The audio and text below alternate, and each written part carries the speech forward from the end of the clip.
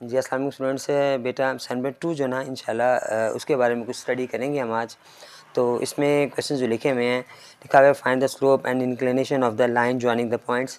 तो कुछ पॉइंट्स हमें दिए हुए हैं, कुछ क्वेश्चन दिए हुए हैं, तो जिनको ज्वाइन करना है और फिर ज्वाइनिंग में कुछ फॉर्मूले इस्तेमाल होने हैं। कुछ थोड़ी सी एक्सरसाइज डिफ़िकल्ट एक्सरसाइज है ये हमारे लिए।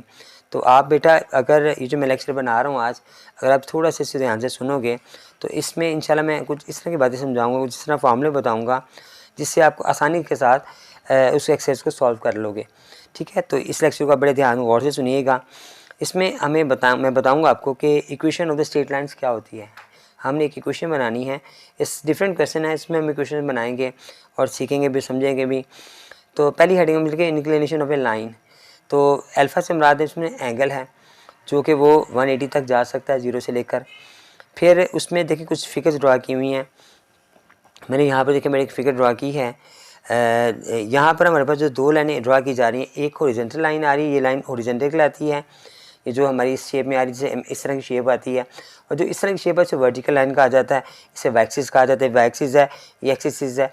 अब जो लाइन हम ड्रा करते हैं बेटा, जो स्ट्रेट लाइन है, जो स्लोप थोड़ी सी होती है, बात बात नहीं भी होती है, तो उसमें जब वो इंटरसेक्ट करती है एक्स एक्सिस को या वाई एक्सिस को, तो फिर एक एंगल बनाती है। अब वो एंगल हम मेजर करना है वो कितना एंगल है। फिर हमने देखना कि वो अगर तो वो हमारे पास एक्स एक्सिस के पैरेलल आ रही है, तो आपने याद रखना है कि यहाँ पर हम जब भी एंगल ड्रा करेंगे या एंगल हम फाइंड करेंगे तो इसको फाइंड करने की ज़रूरत नहीं, क्योंकि ये 0 डिग्री होगा। और अगर हम उसको देखते हैं कि वो जो लाइन हमने फाइंड करनी है, तो वो लाइन अगर वाई के पैरेलल आ रही है, हमें पता है पैरेलल ऐसे होता है जैसे दो लाइन की पटरी होती हैं, ऐसे पैरेलल जो आपस में इंटरसेक्ट नहीं करते, और एक्स को इंटरसेक्ट कर रही हो, तो आपने याद रखना है कि ये एक एंगल बना रही है जो 90 का एंगल बना रही है। तो हम अल्फ़ा जो हमने फाइंड करना है तो वो हमें ऑलरेडी पता होगी कि 90 का आ रहा है। इस तरह की जो शेप में आएगी लाइन, उससे हम फाइंड करेंगे उसका एंगल क्या आ रहा है, वो 90 का है, वो पॉजिटिव है, नेगेटिव है। लेकिन यहाँ पर जो है बेटा हमें इन दो बातों में हमें याद रखना पड़ेगा कि ये एंगल जो है 0 है और ये 90 के एंगल के इक्वल होगा। नेक्स्ट हमारे पास जो आ रही टॉपिक है उसमें स्लोप और ग्रेडियंट है। ये दो नाम है बेटा उसी लाइन के, जिस लाइन की बात हो रही है। इसमें देखा लगा the measure of the steepness is termed as slope और gradient of a line inclined path. जो ऐसे रास्ता जो ढलान हो उसमें से रास्ते में जाए, तो फिर उसने यहाँ पर हमें बुक के ऊपर एक एग्जाम्पल भी दी हुई है। देखिए यहाँ पर ना उसने कि दो लाइनें, एक हॉरिजॉन्टल लाइन होती है जिसमें रन किया जा सकता है, एक वर्टिकल लाइन है जो जिसमें राइज किया जाता है। तो यहाँ पे उसने फार्मूला जो ना हमें बना दिए कि m इक्वल टू राइज है y ओवर x है। तो y का मतलब राइज है, नीचे x है, रन का मतलब x है, x का रन का मतलब वर्टिकल है, तो ये वर्टिकल है और ये हॉरिजॉन्टल है। तो हमारे पास डेल्टा कह रहा हूँ, ये tan अल्फ़ा भी मौजूद है। tan अल्फ़ा से मुराद है कि वो एंगल भी हमने फाइंड करना होता है और फिर हम इसको देखते भी हैं। तो इसमें देखा क्या जाता है बेटा, मैं थोड़ा सा ना आपको ड्रा करके समझाता हूँ। देखें बेटा, ये हमारे पास एक्स एक्सिस आ गई, ठीक हो गया, और यहाँ पर हमारे पास ये वाई एक्सिस आ गई। अब यहाँ पर जो भी लाइन ड्रा की जाएगी, जो भी लाइन में स्ट्रेट लाइन होगी जो हम ड्रा कर रहे हैं, वो इंटरसेक्ट करके जा रही है और एक एंगल भी बना रही है।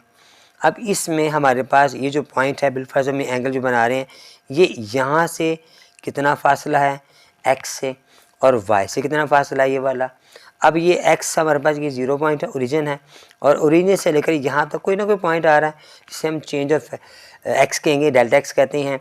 यानी यहाँ x1 है तो ये x2 है, इस तरह ये y1 है और ये y2 है, ये y1 आ गया, ये y2 आ गया, और यहाँ पे x1 और x2 आ गया। अब इन दोनों को चेंजिंग के बाद हम एक स्लोप m लेंगे, जिसके साथ हम इसको भी फाइंड करेंगे और फॉर्मूले में हम यूज़ करेंगे। तो यही हमारे पास है कि ये चेंज ऑफ x जो है, चेंज ऑफ y जो है, डेल्टा x डेल्टा y से भी हम इसे कहते हैं, तो हमने वो फाइंड करना होता है। यहाँ पर उसने बेटा हमें समझाया भी हुआ, बताया भी हुआ है कि अगर दो पॉइंट्स हमें दिए हुए हैं तो हमने ये वाला फार्मूला यूज़ करना है। इसमें क्या है, एक तो m स्लोप दी हुई है, उसके बाद हमें दिया हुआ है एक दो पॉइंट्स की हमारे बात कीजिए y2 y1 है, x2 x1 है। यहाँ पर कुछ दो पॉइंट ज़ाहिर भी किए हुए हैं। पहले पॉइंट में उसने x1 और y1 बता दिए, सेकंड पॉइंट में x2 y2 बता दिया है। इस फार्मूले में आप अप्लाई करोगे तो हमें उसकी स्लोप पता लग जाएगी, फिर हमें पता लग जाएगा उसका एंगल क्या है। ये दोनों बातें हमें इल्म हो जाएंगी। अच्छा, अब इसमें एक और बात जो समझने वाली है वो यही है कि अगर तो वो एंगल आपका जो आ रहा है, जो आपने बनाया ड्रा किया है, वो 0 और 90 के दरमियान में आ रहा है तो वो पॉजिटिव होगा। अगर वो 90 से अबव आ जाता है, जैसे भी हमने ड्रा किया यहाँ पर, ये तो 90 का एंगल बन रहा है, ठीक है। अगर हमारे पास इक्वेशन बनाने के लिए हमें जो ड्रा किया है उसने, तो वो यहाँ पर ले गया हमारे पास जो लाइन है हमारी जो आ रही है वो इस तरह ड्रा करके आ रही है। ये लाइन है हमारे पास, ये वाई एक्सिस हमारे पास आ गया, ये एक्स एक्सिस आ गया। तो अब ये देखें, ये यहाँ से यहाँ तक का फासला हो गया, तो ये वाली लाइन जो हमें पता है एक्स एक्सिस में माइनस में चली जाती है। ये सारे प्लस के साइन होते हैं, ये भी प्लस का होता है, ये प्लस करके ये माइनस का है, इस तरह ये भी माइनस के नीचे लाइन आ रही है। तो ये वाला जो एंगल बनेगा जो होगा तो 180 से कम, लेकिन 90 से अबव होगा, और ये माइनस में होगा। और हमारे पास देखें यहाँ पे मैंने नोट कर भी दिया आपको कि अगर वो 0 से बड़ा हो और 90 से छोटा हो तो पॉजिटिव होगा, और अगर वो 90 से बड़ा और 180 से छोटा होता है तो फिर वो नेगेटिव होगा, ठीक होगा। अब हम दो जब ज्वाइन करते हैं, ये बात अपने मैंने भी क्वेश्चन में बता भी दी आपको फॉर्मूले में, तो बुक पे जो लिखी हुई थी, तो फार्मूला ये वाला होगा। अब एक और बात यह है कि अगर वो हमें नेगेटिव के बारे में बात करता है तो फार्मूला हमारा चेंज हो जाएगा। हमारी जो y1 है वो पहले आ जाएगा, y2 बाद में, x1 पहले x2 बाद में आ जाएगा।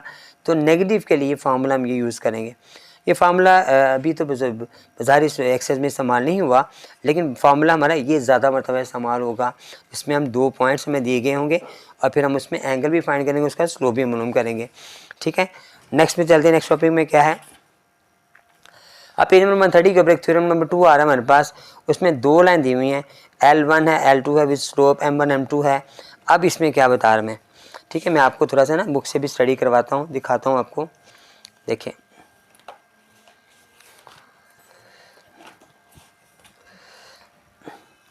ये लिखा हुआ है बेटा, 2 लाइन्स हैं, L1 है, L2 है, with slopes M1 M2 respectively है, पैरेलल टू। अगर वो दोनों लाइन जो पैरेलल हमें करते हैं x के पैरेलल आ रही है तो फिर हम समझ लें कि वो दोनों इक्वल हैं। इस तरह अगर वो परपेंडिकुलर आ रही है तो उसके ऑपोजिट है, साथ माइनस भी है।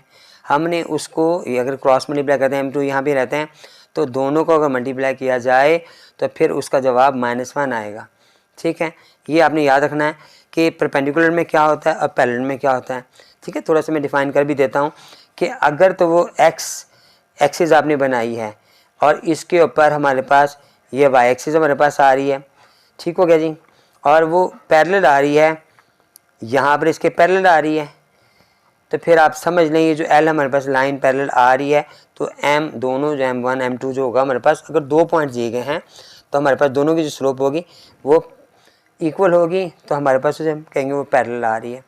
अगर वो ऐसे परपेंडिकुलर आ जाती है, यहाँ पर आ जाती है, इस तरह करके शेप में आ जाती है, तो परपेंडिकुलर होगी, तो आपने बताया ये पॉइंट 2 पॉइंट्स में दिए गए हैं, जैसे P और Q हम पॉइंट का नाम दे रहे हैं, यहाँ पर परपेंडिकुलर आ गया, हमें पता है परपेंडिकुलर वर्टिकल शेप में होता है। तो आप अगर दोनों के जो हमारे पास M1 M2 हमने फाइंड किए होंगे उन्हें मल्टीप्लाई करेंगे तो वो -1 के बराबर, यानी वो उसका ऑपोजिट होगा और साइन भी चेंज होगा। M1 जो फाइंड करेंगे वो हमारा उसका ऑपोजिट होगा और साथ उसका साइन भी चेंज होगा। ये क्वेश्चन इंशाल्लाह जब आपको आएंगे तो उससे आपको मज़ीद इस बात की समझ आ जाएगी इंशाल्लाह। अब हम क्वेश्चन आगे पेज पे चलते हैं। उसमें जो लिखे हुए 131 नंबर पेज पर location of the straight line हमें कहा हुआ है पैरेलल टू x एक्सिस है और परपेंडिकुलर टू y एक्सिस। ये भी बात हमने यहाँ पे पर स्टडी कर रहे थे ये बात, तो देखिए यहाँ पर हुई है equation of the straight line parallel to x axis है, परपेंडिकुलर y एक्सिस है। अब ये जो लाइन है हमारे पास, हो सकता है कि ये x एक्सिस दिया हुआ है और ये L दिया हुआ है।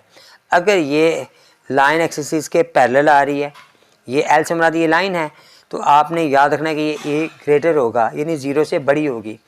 और अगर ये लाइन x एक्सिस के नीचे आ जाएगी तो ये a छोटी होगी उससे, और अगर उस लाइन के ऊपर आ जाती है तो फिर हम कहेंगे यहाँ पर जो भी वैल्यू फाइंड करेंगे, a से मुराद वो वैल्यू है।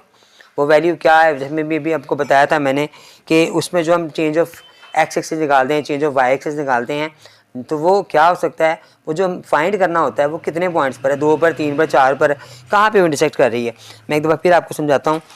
हमारे पास देखें ना, अभी की लाइन हमारे पास आ रही है, एक्स एक्सिस आ गई, वाई एक्सिस की। अब हमने दूसरी जो लाइन ये एक्स एक्सिस के ऊपर जब ड्रॉ करी जाती है लाइन, ये वाली लाइन जो लाइन ड्रॉ की जा रही है, तो ये कितने ऊपर है, ये 1 पॉइंट ऊपर है, 2 पॉइंट ऊपर, 3 पॉइंट ऊपर है। ये जो हमारे पास 2-3 पॉइंट ऊपर हमारे पास जो लाइन ड्रा करके आ रही ना, वो ये असल में हमारे पास ए है। ठीक है, तो हम यहाँ पर, और अगर वो ये हमारे पास एक्स एक्सिस के मैंने इंटरसेक्ट किया, और ये लाइन ऐसे भी हो सकती है, ज़रूरी तो नहीं कि वर्टिकल शेप में भी तो हो सकती है। तो वर्टिकल शेप में होगी तो अभी हमने काउंट करना कि वो कहाँ पे आ रही है। ठीक है जी, अगर तो वो straight line parallel to X axis की हो, यानी एक्स एक्सिस के पैरेलल हो, ये एक्स एक्सिस के हमारे पास पैरेलल आ रही है, यहाँ पर पैरेलल आ रही है, तो इंटरसेक्ट किसे कर रही है, वो वाई को इंटरसेक्ट कर रही है। ठीक है जी, ये वाई आ गया, ये इंटरसेक्ट करिए वाई को, तो पैरेलल टू एक्स एक्सिस होगी, परपेंडिकुलर वाई पर परपेंडिकुलर होगी। देखो ना, ये यहाँ से इस पर ड्रॉ कर रहे हैं, परपेंडिकुलर है, ये इस पर परपेंडिकुलर गिर रहा है एक्सिस पर। तो आपने याद रखना है कि इसकी जो वैल्यू होगी वाई इक्वल होगा ए। ये हमारा एक फार्मूला है जो हमें पता लगेगा और हम इसे फाइंड करेंगे। नेक्स्ट में हमारे पास आ रहा है कि इसी तरह एक लाइन है कि question of the straight line parallel to, अगर वो वाई एक्सिस के पैरेलल आ जाए और एक्स पे परपेंडिकुलर हो, तो क्वेश्चन ये होगी वो कैसे लाइन ड्रॉ की होगी, वो भी मैं आपको दिखा देता हूँ थोड़ा सा करके, कि अगर ये वाई एक्सिस हमारे पास आ रही है, ठीक हो गया, तो वो लाइन इस तरह परपेंडिकुलर होगी एक्स एक्सिस के ऊपर और वाई के पैरेलल होगी। तो फार्मूला हम ये वाला यूज़ करेंगे, एक्स बराबर है बी के। ठीक, बी से मुराद मैंने बता दिया कि वो पॉइंट कितनी दूर है, वो 1 2 3 4 5 पॉइंट पे, 3 पॉइंट पे, 4 पॉइंट पे, तो ये हम इसे बताते हैं। उसके बाद आगे मेरे पास नेक्स्ट जो आ रहा है वो स्टैंडर्ड फॉर्म ऑफ इक्वेशन, ये 132 नंबर पेज के ऊपर है हमारे पास। इसमें क्या बात लिखी हुई है, यहाँ भी वो कह रहा है कि एक्स इंटरसेप्ट है और ए और 0 आ रहा है। ये क्या हमें समझाना चाह रहा है बेटा, यहाँ भी हमें बताना चाह रहा है कि अगर एक लाइन है जो कि एक्स एक्सिस है और वाई एक्सिस हमारे पास ड्रॉ हो रही है, तो वो लाइन हमारी कहीं पर आ करना इंटरसेप्ट करी एक्स को, वाई को नहीं करी। नहीं, वो ऐसे करके आई है, किसी भी मुकाम पर उसने कर दी है, आकर इंटरसेक्ट कर दी है उसको, एक्स को। लेकिन यहाँ पर अब आप देखें कि यहाँ पर एक्स की वैल्यू तो कोई 1 है, 2 है, 3 है, 4 है, 5 है, एक्स की कोई ना कोई वैल्यू होगी, लेकिन वाई की वैल्यू क्या होगी यहाँ पर, तो यहाँ पर वाई की वैल्यू 0 होगी। तो ये मैंने यहाँ पे नोट किया हुआ है कि ए कोई पॉइंट है, कोई वैल्यू है, एक्स की वैल्यू है, लेकिन वाई जो है उस पर 0 आ रहा है, क्योंकि हमें पता है ये जो मेरे आउटवर्ड पेयर बनते हैं, पहली वैल्यू एक्स की, दूसरी वाई की होती है। इसी तरह हमारे पास अगर वाई पर इंटरसेप्ट कर रही है, वो कैसे इंटरसेप्ट कर रही है वाई पर, वो भी हम थोड़ा सा समझ लेते हैं। ये एक्स एक्सिस है, वाई एक्सिस हमारे पास आ रहा है, तो उसने इसे इंटरसेक्ट किया है, ठीक हो गया, इस पॉइंट पर इंटरसेक्ट किया है, लेकिन एक्स को इंटरसेक्ट नहीं किया है। तो ये पॉइंट हमारे पास आ रहा है, इसमें वाई की कोई ना कोई वैल्यू होगी, 1 2 3 4 होगा, वाई की तो वैल्यू आएगी, कोई ना कोई बी आएगी, लेकिन एक्स की वैल्यू इस मुकम्मल लाइन पर जो ओरिजिन से ऊपर होगी वो 0 होगी। यानी अगर इस लाइन के ऊपर वाई जो वाई एक्सिस के लाइन पर कोई भी पॉइंट आता है तो एक्स एक्सिस वहाँ पे 0 आता है, और अगर एक्स एक्सिस पर कोई पॉइंट होगा तो फिर वहाँ पर वाई की वैल्यू जो होगी वो 0 होगी। ये बेटा आप थोड़ा सा नुक्ता है जो आपने अपने दिमाग में रखना है।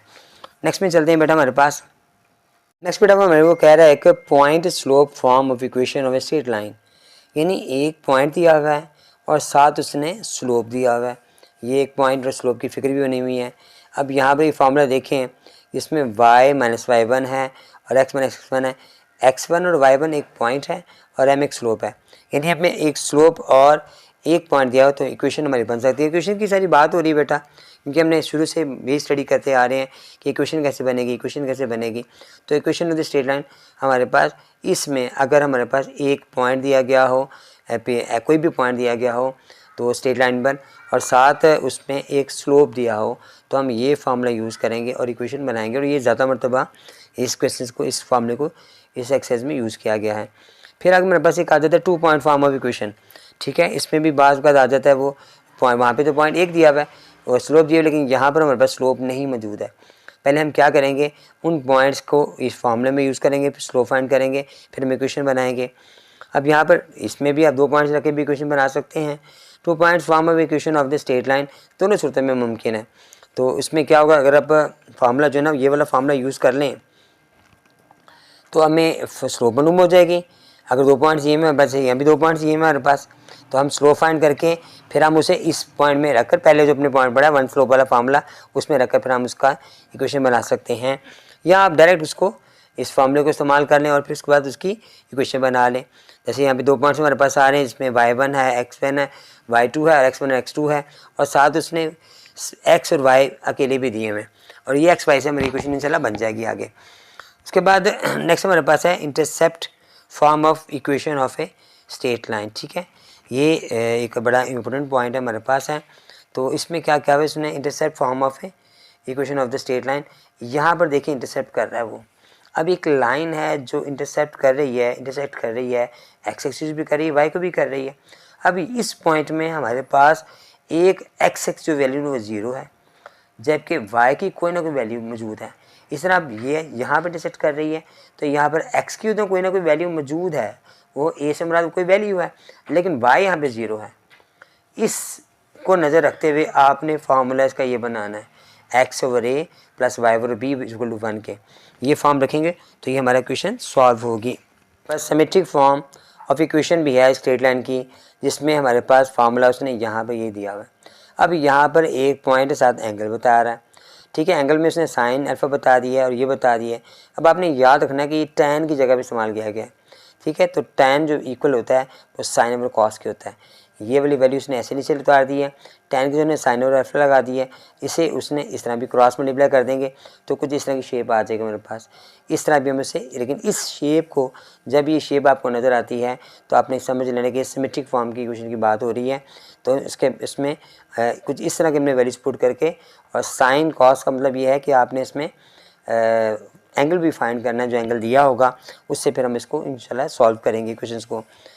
अब ये जो हमने सारा कुछ स्टडी किया ना बेटा, उसमें थोड़ी सी बातें हम मज़ीद उसमें ऐड करते हैं कि एक तो हमारे पास सबसे पहले स्टैंडर्ड फॉर्म क्या होती है। अब एक स्टैंडर्ड फॉर्म है, वो है y equal to m x plus c. अब में इसमें m क्या है, x क्या है, c क्या है। तो जब एक x एक्सिस पर और y एक्सिस पर एक लाइन जो है ना इंटरसेप्ट करती है, और वो आके एक पॉइंट पर जहाँ पर y को काट रही है, तो वो जो पॉइंट है वो C पॉइंट कहलाता है। तो C कौन सा पॉइंट है, जब वो लाइन स्ट्रेट लाइन y को इंटरसेक्ट करेगी और जिस पॉइंट पे वो करेगी वो C कहलाएगा। तो उसके बाद ये एक स्लोप शेप में है, तो स्लोप है, इस स्लोप को हम m का नाम देंगे। तो y इंटरसेप्ट में C का नाम ये आ गया और इस स्लोप आ गई। ये दोनों चीज़ें हमारे पास मौजूद हो, यानी एक स्लोप हो और साथ उसने एक हमें पॉइंट दिया हो, तो हम उससे एक इक्वेशन बना सकते हैं। m की वैल्यू पुट करेंगे, c की वैल्यू पुट करेंगे, तो हमारे पास इक्वेशन बन जाएगी।